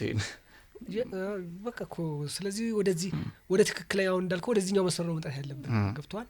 እርቃንን መቆም እኔ መዳን ነው ብዬ አምናለሁ። ስለዚህ የእውነት እርቃናችንን መቅረብ አለብን። ንጉሱ ራቁታቸውን ናቸው ነው አይደል ያለው ሕፃኑ አንድ የሚነገረው ታሪክ ልብስ ያቺ ሲፌቷ በቃ ንጉሱ ያ ሁሉ ያጨበጭባል። ንጉሱ እኮ ራቁታቸውን ሆኖ አቤት የለበሱት ልብስ እንዴት ያምራል እያሏቸው ነበር እኮ ዝም እየወጣ ያጨበጭብ። ግን አንድ ሕፃን ልጅ ተነስቶ ንጉሱ ራቁታቸውን ናቸው ብሎ አጋለጠ። ያየውን እውነት ያ እነዛ ህዝቦች ማለት እኛ ነን እያየንን ግን ውሸታሞች በቃ በጣም ደግሞ ከባድ የሆነ ራሳችንን ራሱ እኮ የሚጎዳ የሚገርመኝ ነገር እኮ የሚጠቅምም አይደለም የሚጎዳ ይሄ ነገር ሁሉም እንትን ላይ ነው ያለው። አይዘው ፖለቲካው ላይ፣ ሃይማኖቱ ላይ፣ ሁሉ ኢኮኖሚው ላይ ነው በሙሉ የሚያጠላው እና አንድ ነገር ላይ ብቻ አይደለም። ለዚህ ነው እኔ አሁን ፖለቲካው እንደዚህ የተበላሸ እንደዚህ ለምን ሆነ ምናምን የሚል ነገር ሲመጣ እኔ ብዙም አይደንቅም። በቃ ምክንያቱም ሁሉ እንደ ህዝብ ራሱ እንኳን መንግስት እንኳን ሾሞ ነው እንትን ካድሬ የሚሆነው ጥቅም ስለሚያገኝ ማለት ነው። ምክንያቱም እንጀራው ነው ለሱ እሱ የተለመደ ነው። አሁን እኮ የማይከፈለን ካድሬዎች ህዝቡ ራሱ ካድሬ ሆኖ ቁጭ ይልላል። በነጻ አይበላም አይጠጣም፣ ተቸግሯል፣ በረሃብ እንትን እያለ ነው ምናምን። በህመም ውስጥ ያለ ማህበረሰብ እውነታን ነው ዲና የሚያደርገው። ያፈጠጠውን እውነት ዲና ያደርጋል እና ይክደዋል። ስለሚክደው ያጨበጭባል ማለት ነው። አጨብጫቢ የተባለው እኮ ለዛ ነው። እናጨበጭባል። አስቡ፣ በእግር እየሄድክ ታጨበጭባለህ። አንድ እግር ጫማ እዛ ወልቆ ሶልህን ጥለህ እየሄድክ ታጨበጭባለህ። ይሄ ስር ሲሰድ ፖለቲካ ውስጥ ይኖራል፣ ሃይማኖት ውስጥ ይኖራል። የሚነጠል አይደለም ለሌለ ትምህርት ውስጥ ይኖራል። ለዚህም ነው እኮ በያሉት እስቲ እያንዳንዱ ተቋም ላይ ብትመጣ ፌል አድርገናል። ፌል ያደረግነው ለምንድን ነው? ከእውነት ጋራ ስለተጣላን ማለት ነው። እውነትን አክሴፕት የሚያደርግ አይደንቲቲ ራሳችንን እርቃን በቃ ቆመን በቃ እኔ የእውነት ይሄ ነኝ መጀመሪያ መቀበል ያስፈልጋል። ይሄ ነኝ። ስለዚህ ከዚህ እንዴት ነው ምንድነው እንደዛ ያ ትልቅ ፍጹም እዛ ጋር መገርሰስ ያለበት ለምን እንዳለ የለንም። እሱ ነኝ እኔ በቃ አሁን እርቃኔን ያለሁት እኔ እዚህ ጋር ነኝ ወድቄ ያለሁ። ስለዚህ እንዴት ነው የምነሳው? እንዴት ነው ማድረግ ያለብኝ ብለን አንልም፣ ተቃራኒው ነው የምንዋሸው። ስለዚህ አይ ግድ የለም ለጊዜው አሁን የሚገኘውን ነገር ላግኝ እንጂ ስነ ልቦናችንን በደንብ ያው በቃ እንደዚህ መሪዎቻችን ብለን የምንላቸው ያውቁታል ይሄንን አይደንቲቲ። ያው እነሱም ከዛ ነው ያወጡት እኮ አይደል እንዴ? የኛው እነሱም እንደዛ ነው የህዝቡ አካላቸው። እዛው ፓርቲ ውስጥም ደግሞ ከነበሩ ደግሞ ይሄንን ተለማምዶ ነው የመጡት እንጂ የሆነ ድንገት እኮ አይደለም ውርድ ከየትም አይደለም። አሁን እኮ ጠቅላይ ሚኒስትሩ ድንገት ከሆነ ቦታ ምናምን የመጡ እኮ አይደለም አይደል? እዛ ውስጥ ነበሩ እኮ እንደኛው እዛው ዋና እዛ ውስጥ ነበሩ። ስለዚህ ከዛ በደንብ ሰልጥነው ተምረው በዛ ውስጥ በነበረው ትግል ህዝቡ ምን ያደርግ እንደነበር አይተዋል በደንብ ሁሉም ነገር እዚያ ያውቀውናል። ብቻ ታሪካችንንም ስናየው እንዲሁ ነው የተተካካ ይመጣው። ስለዚህ ስር የሰደደ መሰረታዊ የሆነ መቼም ስር ነቀል ለውጥ ብለን ከስራችን ተነቀልን ይላሉ ፕሮፌሰር መስፍን። ይሄ ለአይደንቲቲ ግን ስር ነቀል እንትን ያስፈልገናል። ምንም በቃ በደንብ ራሳችንን አምኖ መቀበል ጋር ካልደረሰን በቃ ለመጣ ሁሉ እንግዲህ እየሰገድን እንኖራለን ማለት ነው። አሁን ዴቪያው ፊት ለፊት ነው ንግግሩ አይደል? ምን እንዳስታወሰኝ ታውቃለህ? ከዚህ በፊትም እንደዚሁ አንድ ጽሁፍ መጽሔት ላይ ጽፎ ነበር የቀድሞ ጠቅላይ ሚኒስትር ከፍታ መለጡ። እስኪ ስለሱ አጫውተን። ምን አነሳሳ? ከዛስ ምን ተፈጠረ የሚለውን ነገር ካንተ ብንሰማው ደግሞ። እሱ ጽሁፍ የመጽሐፍ ቅድም እንዳልኩ ለመጽሐፍ በፍጹም ሀሳቡም የለኝም ሊኖረኝም አይችልም። ጋዜጣ ላይ ነው አይደል? ፍኖተ ነጻነት እና ሀሳቡም የለኝም። በቃ አረፉ ተባለ። ያው ለማንኛውም እንደውም አስታውሳለሁ ያን ዜና ቀድሞ አግኝቶታል ተብሎ የሚታሰበው ፍትህ መጽሔት ወይም ጋዜጣ ከሁለት አንዱ የተመስገን ይዞት ሊወጣ ሲል ያው እዛው ታፍኖ ብርሃነ ሰላም እዛው እንዲፈጭ ተደርጓል። በኋላ አስታውሳለሁ እንጂ መሞታቸውን እሱ ያገኘው ኢንፎርሜሽን ነበር ቅድሚያ ሳይገለጽ ለህዝቡ እሱ ቀድሞ አግኝቶት ነበር ይባላል። ያው እንዲያወጣ ተደርጎ እዛው ነው ከእንትን ያደረጉት እና በቃ እንደ ማንኛውም ሰው መሞታቸውን እንደሰማው ማንም ሰው እንደሚያዝነው በቃ እንደውም ከሳቸው ይልቅ ልጆቻቸው ነበር ያዘንኩት። ብዙ ጊዜ እንግዲህ ያኔ ምን የወለድኩበት ጊዜ ስለነበር ነው መሰለኝ በቃ ልጆቻቸውን ሳይ በጣም ነበር አንጀቴ። በቃ ለአባት እኮ ለልጁ በቃ ልጅ አባቷ ምንም ህዝብ እንደሚለው አይደለም ለሷ በቃ አባቷ ነው ለሷ። ስለዚህ የሚሰጣት ትርጉም ሌላ ነው ለሷ እና ልጆቻቸውን እያየው በልጆቻቸው አይ ነበር የማይ ነበር። እኔ ምንም እንኳን ያው ከሳቸው በነበረው እዛ አድማስ ላይ አዲስ አድማስ ላይ ያ ስራ እንትኑን ይሄንን የብሔር ፖለቲካ በሚመለከት በነበረኝ የተወሰነ ግንዛቤም ቢሆን እንትን ያረግ ነበር ልክ ለኛ ሀገር የሚሆን አይደለም የሚል እሳቸውም እያሉ ያው ተጽፍ ነበር ተደጋጋሚ። ስለዚህ ይሄ ግን ፐርሰናል በቃ ሞት ነው። ይሄ ደግሞ ማንም ሰው ጋር የሚደርስ ስለሆነ ምንም ብዙም እንትን አላልኩ ነበር። ግን ማታውኑ ከስንተኛው በረፍታቸው በማታውኑ ብቻ አስክሬን ሲገባ ነው ማስታውሰው። ቀብራቸው አልተፈጸመም። ያልተለመደ ያደረገው እኮ አንተ ሀገር ላይ ታውጇል። ያዘን እንትን ታውጆ ብሎ ከዛ ሲገባ በዚህ ማለት አንተ በጋዜጠኛ እንግዲህ እናንተን ነው የሚፈልገው በጋዜጠኞች ንዴት ነው የጻፍኩት እና ጋዜጠኞቹ ኢቲቪ ጋዜጠኞች በተለይ ሲዘግቡ የነበረው እንደው በቃ ኢትዮጵያ በቃ ከዚህ በኋላ ተስፋ የላትም ሁሉ የሚል አይነት አድምታ ያለው ታላቁ መሪን አጣች ኢትዮጵያ ከዚህ በኋላ አይነት በቃ በተለይ ታላቁ መሪ የሚለው በቃ እንትን አደረገኝ፣ አቃተኝ፣ አልተዋጠልህ። ያው የሆነ ነገር ውስጤን ሁለተኛ ነገር ጆርናሊዝም የዛኔ የተማርኩበትም ወቅት ስለነበረ ከጋዜጠኝነትም ደግሞ ስለነበር የወጣ ነው ሆነብኝ የሚያቀርቡት አቀራረብና ዜና መዘገብ ሌላ ጉዳይ ነው። አቋም ይዞ ደግሞ ማደግደግና የፓርቲ ልሳሙን ደግሞ ሌላ እንትን ነውና በጣም ተበሳጨውና እና የአንድ ቁጭታ ነው በነገራችን አንድ ጊዜ ቁጭ አልኩኝ። በአንድ ጊዜ ጻፍኩት። ይዛኑ ለማታውኑ ማለት ነው ጽፌ ጨረስኩ። በማግስቱ ወስጄ ለጋዜጣ ሰጠው። ስሙን መጥቀስ ጥሩ ስላልሆነ አንድ ጋዜጣ ሰጠሁት። ያ ጋዜጣ ነው አለኝ ይሄ ዴቭ ላንተም ነው ምርሰር ላንተም ለኔም ጥሩ አለ አንተ መኖር አለብህ እኔም መኖር አለብኝ አለ። ግን እኮ እና አላውጣውም ማለት ትክክል ነበር አይደል? ያኛው ጋዜጣ ታገደ በዛ ጽሁፍ። ከዛ በኋላ ምንም አማራጭ የለኝም። ጋዜጦች ደግሞ እንደ ልብ አልነበሩም። ስለዚህ የነበረኝ ያኔ የማን ነበረ ፍኖተ ነጻነት ዶክተር ነጋሶ የነበሩበት ፓርቲ አንድነት ፓርቲ እሺ ለነሱ ሄጄ ሰጠው እና ያልጠበኩት እዛ ደግሞ እልል ብለው ተቀበሉ። ዌልካም ብሎ ፓርቲ ናቸው አትነስ ተቋምና ስማ ነገር እና ፊት ለፊት ላይ ነበር ያወጡት በደስታ እና አቶ መለስ ከፍትህ አመለጡ የሚል ነበር አረሱ። እና ወዲያው ነበር ጋዜጣው ደግሞ ያው እንደዚህ ነው ጧት ወጥቶ 4 ሰዓት ላይ የለም ጋዜጣው ተሰበሰበን ተዘጋ። አይ ሰው በደንብ አለቀ ወዲያው ነው በቃ እንትን አለ። ከዛ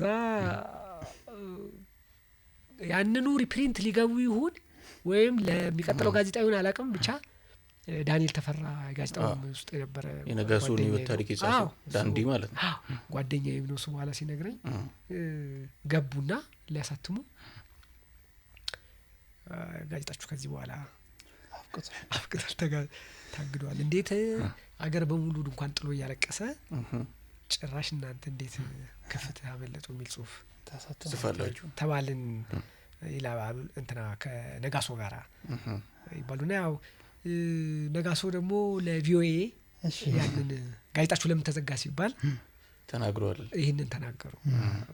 አንድ ዳዊት ጸጋ የተባለ ወጣት ነው አቶ መለስ ከፍትህ አመለጡ ብሎ ጽፎብን በቃ ያው ጋዜጣው ዘጉት አለ። እና እንዳውም ዳንኤል ሲቀልድብኝ ምን አለኝ ወይ ጉድ እርምህን አንድ ጊዜ ብትጽፍ ጋዜጣችን ታዘጋው። ለመጀመሪያ ጊዜ ነው እዛ ጋዜጣ ላይ ጻፍኩት ማለት ነው። ለመጀመሪያ ጊዜ ጻፍኩት። እኔ ምን ገረመኝ መሰለህ እዚህ ጋር ዴቭ ቅድም ስናነሳው የነበረው ሀሳብ አለ በጣም የማስመሰል ክህሎታችን ከፋልና እንደሰማው ከሆነ በመጀመሪያ ትምት ተሽተው አለቀ አለ። ያ ሁሉ ህዝብ ግን ሲያለቅስ ነበር አይደል? በቃ ይሄ ነው ይኸውልህ። እንደው አንተ ደግሞ ጥሩ እይታ ድንኳን ጥሎ በመጀመሪያ ትምቶ አለቀ። ከለቅሶ ተመልሶ ገዙ ያለ እንደዚህ እና ግን በጣም ቁጭቴንና እኔ በቃ ቁጭቴንም ምኞቴንም የጻፍኩበት እንትን ነውና ስቲል እንደ ለራሴ ማለት ነው ስቲል መደረግ አለበት እንደዚህ አይነት ብዬ የማምነው ነው። በእንትን ደረጃ ይሄ ለፍትህን ህግን የማክበር ጉዳይ ነው። ጽሁፉ አላማው እሱ ነው። ባይዘው አንበባችሁት ከሆነ መቼም አታገኙትም ያለ አይመስለኝም። እና ዋና አንኳሩ ነጥብ ምንድነው አብዛኛው የሚያርሰው የ97 ተጠያቂነት ነው። እና እንደገና ያሰብን ወደፍ እንደዚህ ያጣንበት እንደ ሀገር ማለት ነው። እና እንደዚህ ነው አገሪቱ ላይ የደረሱት ግፎች የበደኑን እነዚህ ነገሮች እያነሳ በእነዚህ ብቻ አቶ መለስ እኮ ለፍርድ መቅረብ ነበረባቸው እና ግን አመለጡ።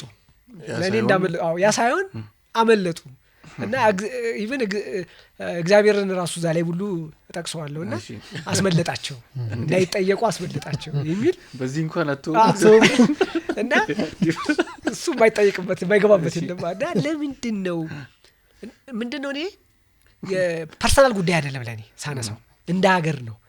እንደ ሀገር ተጠያቂነት መሪ ተጠያቂነት በቃ ተጠያቂ ከሆነ ለሚቀጥሉት መሪዎች በሙሉ ከህግ በታች መሆናቸውን እያወቁ ይሄዳሉ የሚለው ሐሳቡ ራሱና አገሬን እንደውም ይላል አገሬ ለዚህ አልታደለችም አገሬ ይሄን ታድላ ባይ በቃኝ የሚል ነበር። በቃ ይቺን አይታ ስለዚህ መሪም ከህግ በታች ነው።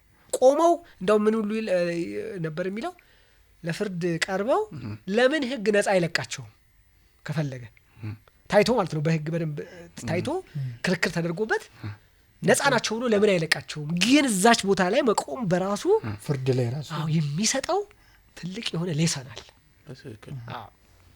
ስለዚህ ያ ባለመሆኑ በጣም አዝኛለሁ። ጭራሽ እናንተ ታላቁ መሪ ትላላችሁ የሚል ነው። ጭራሽ ለፍርድ መቅረብ የነበረባቸው መሪ እናንተ ታላቅ ያላችሁ ታሞግሳላችሁ የሚል በእነሱ የተጻፈ ነውና እስካሁን ማምንበት ነው ያልኩት። ለምንድነው ከዛ በኋላ ያው የባሰ እየመጣልን መጣ። መሪዎች ከህግ በላይ ራሳቸውን ስለሚያዩ ስለሚኖሩ ማንም እንደፈለገ አውቀን የሚሆን ሳናቅ ደግሞ ተቀብለዋል ይሄንን ማለት ነው። ግን ከህግ በታች ነው። መንግስት ራሱ ለህግ መገዛት አለበት። ያስቀናኛል እንደ ሀገር እሱን እድል ያገኘለት አድገናል የምርም እና ምናልባት ለስልጣን እዛ ቦታ ላይ ለመውጣት ሁሉ ላይፈልጉሉ ይችላል። ይፈራል ብሎ አሁን እንደሚራባረቡ ሁሉ ለመያዝ የሚጋደልበት ቦታ ምናልባት አራኔ አልፈልግም የሚሉ ለምን ተጠያቂነት እንዳለ ስለሚያሳብ ሁሉም የሚፈልገው ግን ተጠያቂነት ስለሌለ ነው። ቦታ ላይ ከያስካችን ቦታ ማንም እንኳን አለ ጠቅላይ ሚኒስትር እሳቸው የሾሟቸውን ብቻ አይደለም የቀበሌ እንኳን ካድሬ ተጠያቂ አይደለም። አያችሁ ተጠያቂ አይደለም። ወደ ላይ ነው በቃ እንትን እስካለ ድረስ ቦታ ወንበር ላይ እስካለ ድረስ አትጠየቅም የሚለውን እድል በቃ እንደ እድል እንዳመለጠ ነው። ዶናልድ ሌቪን ይመስሉኛል የኢትዮጵያ ያመለጣት እድል ብለው የሚጠቅሱት 3-4 ጊዜ ብለው የሚጠቅሱት አለ 66 83 እነዚህ የሚጠቅሷቸው 97 እንደዚህ ያነሱ የኢትዮጵያ ተርኒንግ ፖይንት ነበረ ብለው ልክ እንደሚያነሱት ማለት ነው። እና እነዛ 66 ማለት አብዮቱ የገባበት ያንን እንደ አንድ ኢትዮጵያ ያጣቻቸው እድል ብለው ነው የሚያስቡት። ለምን 66ን በወታደሩ እንደተነጠቀ እንጂ ተማሪው የጠየቀውን አብዮት ነበር ጥያቄ እንዳላገኘ ተቀለበሰ። መሬት ለራሹ የተማሪዎች ነበረ ትክክለኛው፣ ግን ከተማሪዎቹ ወታደር ነጠቀው። ከዛ በኋላ በቃ ተበላሸ መስመሩ ሳተ። ከዛ ደግሞ ያው 17 ዓመት አልፎ 83 ላይ እድሉ ተገኘ። አሁንም ህዝቡ እድሉን እንዳይጠቀም በቃ በህዋት ውሳኔ ኢትዮጵያ በብሔር ደግሞ ክፍፍል ውስጥ ገባች እና ያቺ ጦስ ያው እስካሁን አሁንም እስካለንበት ያው ቀውስ ውስጥ እንዳለን እንደዚሁ ከዛ 97 እውነትም ተርኒንግ ፖይንት ነበር። ሁላችንም የተደሰትንበት የመጀመሪያም በነገራችን ላይ እስካሁን እስካለንበት የመጨረሻ ከዚህ በኋላ እንግዲህ ወደፊት እስካሁን ግን እንደዚህ አይነት ኢትዮጵያ ውስጥ እውነተኛ ምርጫ ተደርጎ አያውቅም። ያቺ 1997 ምርጫ ነበረች። እሷንም ማጣን በሁለቱም ወገን በተፈጠረ ስልጣንም ልትሉ ትችላለህ፣ እልህም ልትሉ ትችላለህ። ብቻ በተለያዩ ስብስብ ምክንያቶች ግን እድሉን አጣን። በቃ ከዛ ተመልሰን ወደ ቀውሳችን መጣን ማለት ነው። እና ልክ እንደዛ ነው ይሄንን የማየው። አንድ ጊዜ ግን አግኝተን በቃ መሪዎቻችን መጠየቅ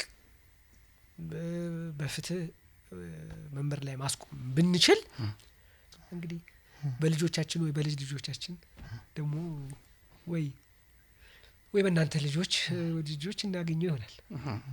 ዶክተር ነጋሶ በዛ ታይም ሪዛይን አድርገው ነበር ማለት ነው እና ህገ መንግስቱ ሁሉንም ያማከለና እኩልነትን እንትን ያለ ነው ብዬ በመፈረሜ ይቅርታ ጠይቃለሁ። እሱን እውነተኝነታቸው እንዴት ታደንቃለህ? በጣም አደንቃለሁ። ለዚህ እኮ ነው እንደው አንዳንዶች አይተው ነጋሶ ፖለቲከኛ አይደለም ይሏቸዋል እኮ። እኛ ሀገር ፖለቲከኛ ማለት አቋምን ያለመቀየር ተደርጎ ስለሚታይ ማለት ነው። ያለፈ ስህተትን አለማመን በቃ ሁሌ ልክ ነኝ ብሎ ሲለው ፖለቲክስ ምናምን እኮ ይለዋል እኮ እንትነሱ በቃ እንደዚህ ነው ምናምን ይለዋል። ስለዚህ እሳቸው ስለቀየሩ ወይም ደግሞ በቃ ስለተጸጸቱ ወይም ንስሐም ስለገቡ ከማድነቅና ያንን ትሬንድ ከመከተል ይልቅ አይ በቃ ነጋሶ እኮ ፖለቲከኛ አይደሉም፣ ፖለቲከኛ ቢሆኑ ኖሮ እንደዚህ አይሉም ነበር ተብሏል። የዋህ ናቸው። ፖለቲከኛ እንግዲህ የዋህነት አያዋጣም ነው። ወደ ኋላ እንመለስ አይደለም። ቅድም በደንብ ስለ ልጅነቱ አውርተን አልጨረስንም ብዬ አስባለሁ። 15-16 ዓመት ላይ ውድድሩን አሸነፍክ። የስነ ጽሁፉን የወጣትን 16-17 እነዛ ጥያቄዎች ውድድሩ 20ዎች ውስጥ ነው። እንደዚህ አይነት ውድድር ይሄኛው ያው ትንሽ ለየት ያለ ስለሆነ በሬዲዮ የመነበቡ ምን ማለቱ ብርቅነቱ እንደዚሁም ደግሞ ሌላም ከግል ህይወቴ ጋርም የተገናኘ ልዩ ታሪካዊ እንትኖች ስላሉት ነው እንጂ አዲስ አበባ መዘጋጃ ቤትም እንደዚህ ያዘጋጅቶ ያሸነፍኩበት ጊዜ አለ። አስታውሳለሁ። አደፍርስን መጽሐፍ ነበር የተሸለምኩት። እንደዚህ አይነት ግን እሱ በቃ እዛችሁ አገር ፍቅር ቲያትር ውስጥ እንደ ድግስ ቢጤ ነገር ተደርጎ ብዙም ወጡ ሳይነገርለት ግን እንደዛ አይነት ብቻ ወጣትነት ላይ በውድድር ነው ያሳለፍኩት። ትክክለኛ መጽሐፍ ነው ግን የሸለሙ በጣም እንዴ ያኔ ለዛ እኮ ነው በቃ ትልቅ ስለሆነም ነው የተሸለሙት። የመጣ ታደፈራርስባቸው የዳዊት በዚህ ነው የተለመደው እና ገርሞኝ ነው መመሳሰሉ። ጥሩ አገናኝተዋል። እንደሱ አስቢዋል ታደፈራርስ ሐመረኪን የስነ ጽሁፍ ክበብ በዛ ጊዜ ነበር የተመሰረተው ማለት በዛ መሀል ሆነ ነው ይሄን ውድድር ያሸነፍከው ይመስለኛል። አሜሪካን በመሰረቱ እነሱ መስርተውት ከተመሰረተ በኋላ ነው የገባሁት። ተመስርቶ ሬዲዮ ላይ ዝናውን ሰምቼ ምናምን ከዛ እኔ ራሴ ነኝ የሄድኩትና ባይል የዛሬው ወዳጄ ባይሉ ገብረ እግዚአብሔር የሚባል ወዳጄ ነው ገና ስገባ ያለው የማምሻ ወጎች እና ገብቼ እሱን አናግሬው እና እዚህ አባል መሆን እፈልጋለሁ ምናምን ብዬው ከዛ በኋላ ያው እንኳን ደህና መጣ ብሎኝ በጣም ምንም ቀላል የሆነ መመሪያ ነው የሚሰጠው ባይሉ በቃ እና በቃ እንደዚህ ታደርጋለህ እንደዚህ ላይብረሪ ነበረን በነገራችን ላይ እና ያንን ላይብረሪ በየሳምንቱ እንትን አለን ውይይት አለን ቋሚ የሆነ ማለት ነው። እንደገና ደግሞ በየቀኑ ልክ እንደ ሰራተኛ ማለት ነው እንደ ሰራተኛ በየቀኑ እየሄድን በተራ ማለት ነው ላይብረሪውን ከአገልግሎት ለውጭ ሰዎች ስለሚሰጥ ቁጭ ብለን እናስተናግድ ነበር። የራሳችሁ ላይብረሪ አንተ ግን ምንም ልክ እንደሚከፈለው ሰው ምንም ኮስራ እንትን የለም። ግን ዛሬ እኔ ኮንክ ነገ ባይሉ ነው ከነገ ወዲያ አበበ ሊሆን ይችላል አበበ ቶላ ዛሬ አቢቶክቸው ይባላል አበበ ከዛ በሚቀጥለው ደግሞ ሌላም ሰው ፍቅር ይልቃል እንኳን ያው ይመጣ ነበረ። ግን ይሄንን ያድርግ እርግጠኛ አይደለም። ግን እየተፈራረቅን ግን ይተባረኳልልኝ የሚባል እንደዚህ አለን እንዲህ እየተፈራረቅን በደንብ አድርገን በፓሽን ነበር የምንሰራው።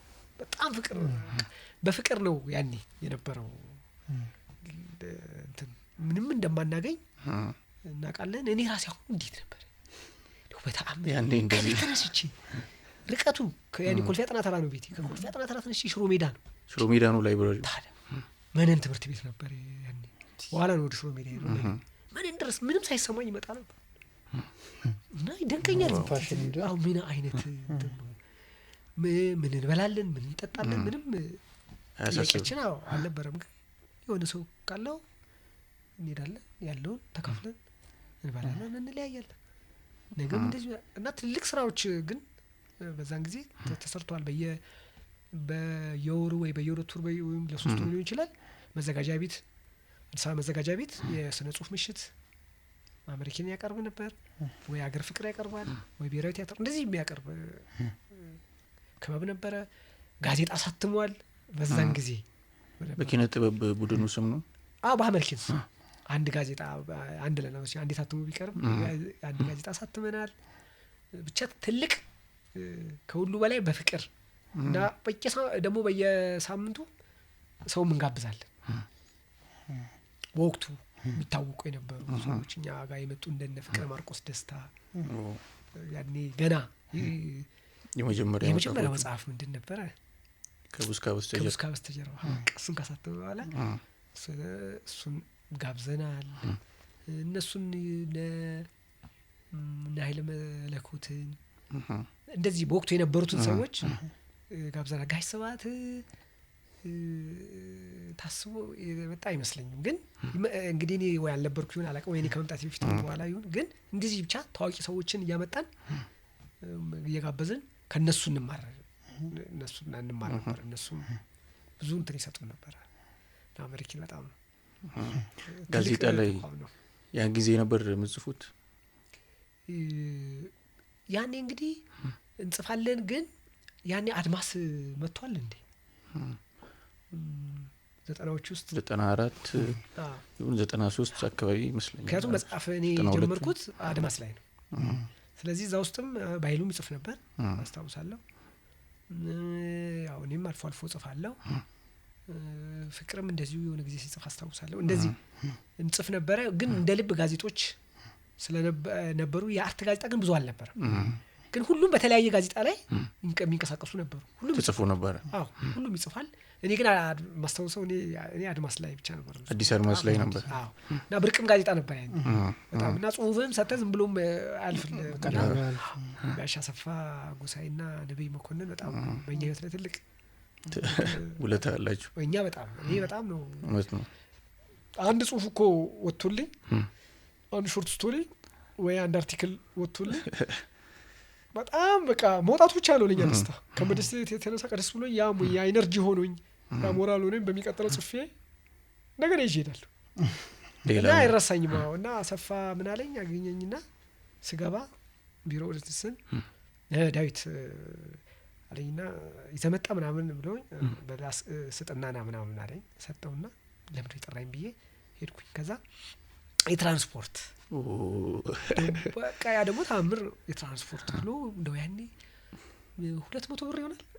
200 እንግዲህ በጣም በጣም በጣም ጽሁፉን ምክንያት በማድረግ ነው አይደል? እና እንትኑ ነው የማይረሳኝ ገንዘቡ ሳይሆን ገንዘቡን ሲሰጠኝ ፔዶንክ የሚለው የተናገረኝ ነገር ነው። እና ምን አለኝ ዳዊት ይሄ የጽሁፉ ዋጋ አይደለም። የጽሁፉ ዋጋ ከመሰለህ ተሳስተሃል። ጽሁፉማ በገንዘብ አይተመንም። ይሄ የትራንስፖርት ነው እና በወጣ ቁጥር የትራንስፖርት እንሰጣለን። ከዚህ በኋላ በቃ ከዛ ወዲያ ቋሚ ተሰደደ ሌላ አዲስ ማበረታቻ ተገኘ። ናሪጂ በጣም በጣም ያው እሱንም አጣን እንግዲህ በቃ አድማስም ብዙ ቢቀጥልም ያው በብዙ መልኩ ግን ለኛ አድማስ የትዝታ ሰነዳችን ነው። በጣም የብር እኔ በሬና ማውሸት በአዲስ አድማስ ነው እና ብዙዎቻችን የምንተዋወቀው እዛ ላይ ነው። አሁን በኔ እድሜ ክልል ውስጥ ያሉ እስካሁን ያሉ ደራሲዎች እዛ ነው የምንተዋወቀው። ለምሳሌ አድማስ ለምሳሌ እንዳለ ጌታ ብትወስድ በእውቀቱን ብትወስድ እኔ እዛ አድማስ ላይ ነው የምንተዋወቀው። በእርግጥ ከአድማስ በፊት ሀመርኪን ላይ የሚመጣ እንደ ቋሚ አባል አይመስሉኝም። አሁን ሳስበው እርግጠኛ አይደለሁም። እንግዲህ አስተዳደር ቦታ ላይ ያለው ይስራል ነበር እነሱ ያውቁናል እንጂ እንደሚመጡ ነው የማውቀው። የምንተዋወቀውም እዛ ነው እና ፍቅርና በእውቀቱ በየሳምንቱ አይቀሩም ከግቢ ነው። አዎ እነሱ ያኔ ዩኒቨርሲቲ ተማሪ ነበሩ እና ይመጣሉ እኛ ጋር። ተክለ ሚካኤል የሚባል ደግሞ የግቢ እዛ ተማሪ የነበረ ከዛም አልፎ ተርፎ የተማሪዎች እንደገና ፕሬዝዳንትም ነበረ። በእሱ አማካኝነት ነው እንደውም እኔ ተጋብዤ ያንን ጽሁፍ የዩኒቨርሲቲ ባህል ማዕከል ያነበብኩት በሱ የተነሳ ነው። እሱን ጽሁፍ እኔ አመልኪን ነው ያነበብኩት በውዱዳው። ይሄማ ጽሁፍ እዛ መቅረብ አለበት ከሰብ ዩኒቨርሲቲ ባህል ማዕከል ዶክተር ዮናስ ጋር የተሟገትክበት ነው እና ተክለ ሚካኤል ነው ያን ፕሮግራሙንም ኢቭን የሱ እንትን ነው ያዘጋጀው። እና በውቄንም ለመጀመሪያ ጊዜ የተዋወቅ ነው በዛ መድረክ ነው። ከዛ በኋላ ነው በውቄም መምጣት የጀመረው። የመጀመሪያ ጊዜ ባህል ማዕከል እኔ በትውልድ ሙግት የሚል ሀሳብ ያለው ጽሁፍ ነበር ያቀረበው። እሱ ደግሞ ሾርት ስቶሪ ነበር ያቀረበው። የዛለት ነው የተዋወቅ ነው። ከዛ በኋላ ሀመርኪን መምጣት ተጀመረ። እነሱም መምጣት ጀመሩ። ያ ነው ከዛ በኋላ ወደ አድማስ ወደ አዲስ አድማስ ነው። ከዛ ደግሞ ቋሚ ተሰላፊ ሆነ እዛ ላይ እንጽፍ ነበርና እንደተለመደው እነ በዓሉ ወርቃማ ዘመናቸው ነበር እንደሚባለው ለኛ ደግሞ ያ እንደዛ እንደ ወርቃማ ዘመናችን ነበረ ለኛ። እና በእርግጥ ጋሽ አሰፋ ጫቦ ኢትዮጵያ ወርቃማ ዘመን ኖሯት አያውቅም ብሎ ኢትዮጵያ ላይ ስለ ወርቃማ ዘመን ብዙ ጊዜ ስለሚሉሱ ነው ኢትዮጵያ ወርቃማ ዘመን ኖሯት አያውቅም ወርቅ አላት እንጂ ጥሩ አገላለጽ ነው። ወርቅ አላት ግን ወርቃማ ዘመን ኖሯት አያውቅም ይላልና እንግዲህ ዶክተር ዮናስ ምን ነበር ያሉ የዛ የትውልድ ሙግት ጽሁፍ ምንድነው ያሉት? በቃ እየሳቁ እኔ አጥቢ ኮረድኩ በኋላ እሳቸው ሲወጣው ጽሁፍ ላይ ውይይት ሲካሄድ ይገርማል። እኛም ንጉሱን እንደዚህ በንጉሱ ዘመን እንዲህ ቁጭ አድርገን እንዲሞግተን ነበረ። እኛም ደግሞ ያው የምንሞገትበት ጊዜ መጣ እኛም እንዲሁ ተባለን እዚሁ ብለው ያው በጽሁፍ ዙሪያ ውይይት ክርክርም ተደረገ ማለት ነው። ግን የሀምርኪን ወጣቶች እንዲሁም የአዲስ አበባ ዩኒቨርሲቲ እነ በውቄ እነ ፍቅር ይልቃል አልከን ቅድምና መጽሐፍ ጀመራችሁ ከበብ ውስጥም ከዛ አዲስ አድማስ ላይም አዲስ ነው ለእናንተ ወርቃማ ዘመን አልከን ቅድም ከነበዓሉ በኋላ በእናንተ እይታ ያኔ በቃ በዛ ላይ ደግሞ 200 ብሩም አለ የሚሰጠው ሞቲቬሽን እና ያኔ ታዲያ ብቅ ማለት ስትጀምሩ ከላይ የነበሩ ሰዎች ጋር ምን አይነት ምላሽ ነበረ?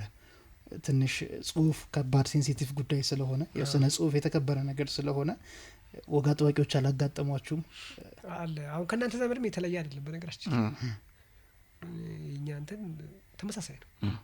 የእናንተ ራሱ ይገርመኛል። አሁን እናንተ ጋማውን ላይ ካሉት ያሉት ጋር እናንተ ላይ የሚያደርጉትን እኛ ላይም ያደርጉ ነበር። ምንም እንትን የለውም ለውጥ የለውም። በእኛም ጊዜ ትልልቆቹ የሚያደንቁንን ያህል ደግሞ የሚያጣጥሉንም ነበሩ። እኛም ደግሞ እንትን ነበር በጣም ፕሮቮክ እናረጋለን። በዚህ ላይ ወጣትነት አለ ምን አለ እጅ መስጠትም ነው የሚመስለን። ስለዚህ ልክ ይሄ ጽሁፍ እንዳቀርብኩት አይነት ጽሁፍ እንደሱ አይነት እንትን ያለና ይሄን ትውልድ ልትረግቡት አትችሉም። ባይዘው በጋሽ ጸጋዬ የተነሳ ነው የኔ መነሻው።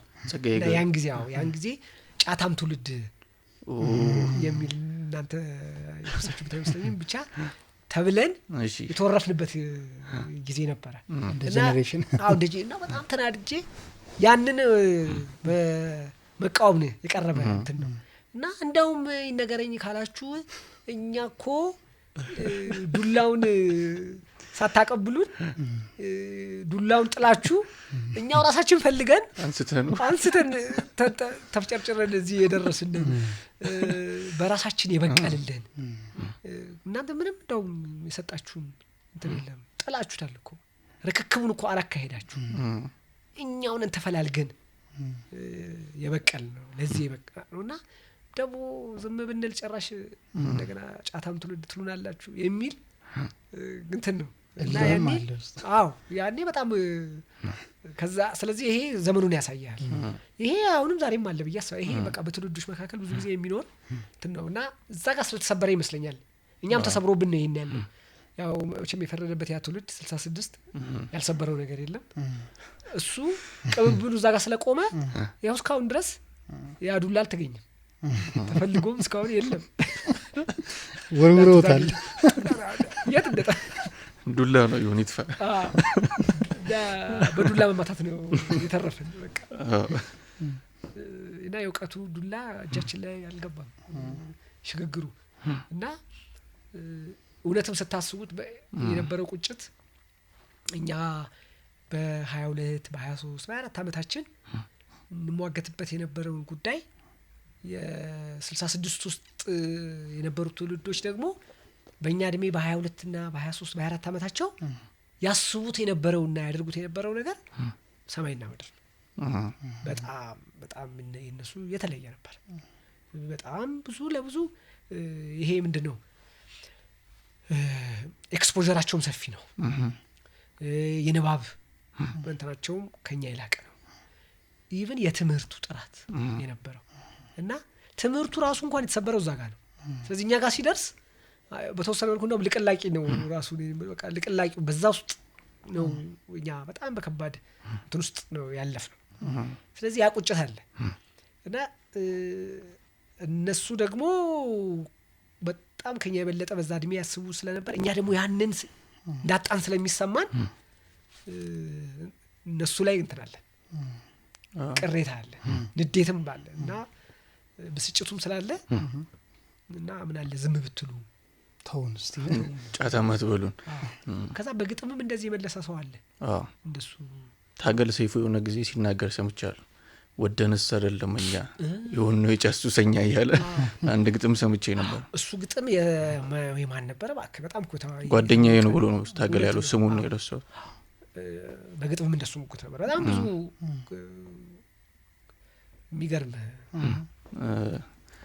ግጥም ነበር። የመጀመሪያ መጽሐፍ አሻራ ሲወጣ በርዕሱ ምክንያት አንዳንድ ሙግቶች እንዲሁ ከበላይ ዱላ አቀባይ አካል ገጥሞ እንደነበረ ሰምተናል። ስለሱ እስኪ ንገረን። አሻራ ምንድነው? ርዕሱ መጽሐፉ ከወጣ በኋላ ያኔ ዶክተር ፈቃደ አዘዘ እኛ ጋር ብዙ ጊዜ የሚጋበዙ ሰው ነበሩ። እሳቸው ብዙ ጠቅሙን ነበር በጣም አሜሪካንም እንደዚሁ ባህል ማዕከልም ሲዘጋጅ እንጋብዛቸው ስለነበር ለኛ ቅርብ ናቸው። እና እኔ አሻራ ብዬ ካወጣው በኋላ ለካ እሳቸው አሻራ የሚል መጽሐፍ አሳትማለሁ ወደፊት ከማሳትማቸው ብለው ባሳተሙት መጽሐፍ ላይ ኦኬ እንትን ጽፈውታል። ቀጣይ የሚወጣ ብለው ጽፈውታል። ግን ያ መጽሐፍ ሴኩላር ላይ የለም ማለት እንትን ወደ ውጭ የለም፣ ግቢ ነው ያለው። ዩኒቨርሲቲ ውስጥ ነው ለመማሪያ ነው። ስለዚህ እዛው ስለዚህ አላውቀውም እኔ አላየሁትም። እና በቃ እኔ አሻራ ብዬ መጽሐፌ ወጣ። ከዛ በኋላ ያው የባለቤትነት ጥያቄ ዶክተር አነሳ ማለት ነው። እና አሻራ እንደዚህ ነው ያኔ ወጣትም ንዴቱም አለ። ከዛ እንደዚህ ከዛ ያው ተገናኘን እንግዲህ። እሺ ስለዚህ የነበረው እንደዚህ አሻራ መግቢያው ላይም ጽፎታል በነገራችን። ከዛ በኋላ እሱ አሳትሟል አሻራ የሚል እንዳለው መጽሐፉን ሲያወጣ የኔ ይሄኛው አሻራ እሳቸው በአይኑ አርጋው አሳትሞታል። መግቢያው ላይ ጽፎታል አንድ ወጣት ምናምን ብለው ከዛ አይዞን ምናምን ሁሉ ብለዋል። ደስ ይላል። ግን ከዛ በፊት ግን በቃ እንትን ተባለ እና እኔ ያስኩትን ርዕስ እንደዚህ ነው። አይ እንግዲህ ርስት አይደለም ብዬ ነበረ ወቅቱ ያላቀው። ሁለተኛ ቢሆንም ደግሞ በቃ ርስት አይደለም በቃ መቀየር ነው። ምንም ሆን ብዬ አይደለም ግን ከሆነ በቃ መቀየር ነው። ያን ያህል እንትን አያደርግም ነው። እሳቸው ግን ርዕሱ መመሳሰሉ ማለት ስለገረማቸው ነው ወይስ እንዲሁ በመጽሐፍ ዓለም ላይ አንዱ ያዘውን ርዕስ አንዱ መጠቀም አይችልም የሚል ህግ አለ? እንደው የለም ግን እሳቸው ያው እንደዛ አይነት ስሜት ነው። አንባቢ ስለሆን ካንተም እዛው ዘርፍ ላይ ስላለ እኔ ብዬ አይደል እንዴ እውነትም አላቸው እሳቸው። አዎ እና ያው እንደዚህ አይነት ሂደት አልፌያለሁ። ደስ ይላል በጣም። የመጀመሪያ መጽሐፍ አሻራ ከወጣ በኋላ ያለውንስ ከተደራሲ አንፃር ምን አይነት ተቀባይነት ነበረው? ምን ተባለ? አሻራ እንግዲህ ያኔ በወቅቱ እንትን ነበረው ያው ህትመት ዛሬማ አስቸጋሪ እንደነበረ ያኔም ያው አስቸጋሪ ስለነበር ያንን አልፎ ማሳተም በራሱ የሚሰጠው ትርጉም ነበር። ግን ማስታውሰው ያኔ ፈርጥ መጽሔት የሚባል አልደርሳችሁበትም እናንተ ነበረና ፈርጥ ቴዎድሮስ ተክለአረጋይ አዘጋጅ በነበረበት ጊዜ ነው። የኔ አሻራ የደረጀ በላይነህ እንዲሁ ያኔ የታተመ እና የሄኖክ ስጦታው ነው የሱ የሶስታችንን ቴዎድሮስ ወስዶ ለሙሉጌታ ጀዋሬ ነበር የጽሑፍ አስተማሪ ነበር አዲስ ዩኒቨርሲቲ ሰጥቶት እሱ ስለ ሶስቱ መጽሐፎች ፈርጥ ላይ ጽፎ ነበር ሂስ ጽፎበት ነበር አይረሳኝም። እና ያ በጣም ለኛ ልዩ እንትን ነበር። መጽሐፍ በባለሙያ ሲተች በባለሙያ ስለዚህ ካሁኑ ያው ነው ለኔ ምንም እኔ በነገራችን ላይ እኔ መጽሐፌ ከአሻራ እስከሚመጣው አልፏል። ምንም ከኦዲየንስ ያገኘሁት የተለየ ተቀባይነት የለም አለ እንጂ ያኔም እንተ ይለያሉ በሙሉ በስለ እንደው በፓብሊኩ ዘንድ ማሱ ተፈላጊ ሆኖ የመጣ መጽሐፍ የለኝም። እና ያኔም አሻራ እንደዚሁ ሁሉም የመጀመሪያ እትም ነው አይደል ያላችሁ መጽሐፎች አልተደገሙም። ድጋሚ እትመት የላቸው ከአንድ ጊዜ በላይ አላሳተምኳቸው። እውነት ነው። የሞግተውን እኮ ቅድም መልሶታል እሱ ራሱ እንደ ሶሳይቲ መሸነጋገሉን ከያዝ ነው እንዲነ ስንባል ሁለተኛው እትምትን አንፈልግም እና አሁኑ ጊዜ ነው 2000 እና 1000 ኮፒ ብርቅ ነበር ያኔ። ዛሬ ብርቅ ነው ያው እንደምን እና ምንም የተለየ ያመጣ ነው የለም የምለው ለዚህ ነው። አሁንማ ጨራሽ ዲጂታል መጣ ደግሞ የባሰ ሆኗል ብዬ ነው የማስበው። እና ያኔም ግን በቃ እኔ የሚገባኝን ግን አድርጌያለሁ ብዬ አሳትሜያለሁ። በወቅቱ የአንድ አይነት ምላሽ ተሰጥቶታል። ያው አድናቆት እንዳለው ሁሉ ትችትም አለው። ይሄ ደግሞ ለስነ ጽሁፍ ትልቁ በረከት ነው ብዬ አስባለሁ። ምን ይባላል ስነ ጽሁፍ ዝም ሲባል ይሞታል። አንድ ሰው መጽሐፍ እንደው በዝምታ መግደል ሚል አሌክስ ይመስለኛል እንደው ማስታወሳለሁ የአዲስ አድማስ ላይ ነው ወይስ ኔሽን ላይ አለማየሁ ገላጋይ ነው። አዎ አሌክስ አሪፍ በቃ ማረሳው የቴዎድሮስ ገብሬን በይነ ዲሲፕሊናዊ እንደዛ ነበር የሆነው ሲወጣ ዝም ነበር የተባለው ካቅም በላይ በቃ እና ያን የመሰለ እንግዲህ እና ክራከቱን ነበር የነበረበት እና አሌክስ በጣም አሪፍ አርቲክል ጻፈ ማለት ነው። ኢቭን ሙራኑን ወቅሶ ማለት ነው ዛሬ በተለይ ግቢ ውስጥ ያሉትን በዝምታ ልትገሉት ፈለጋችሁ ነበር ያለው። በዝምታ ያቁታል ማለት ነው። ያው ይሄ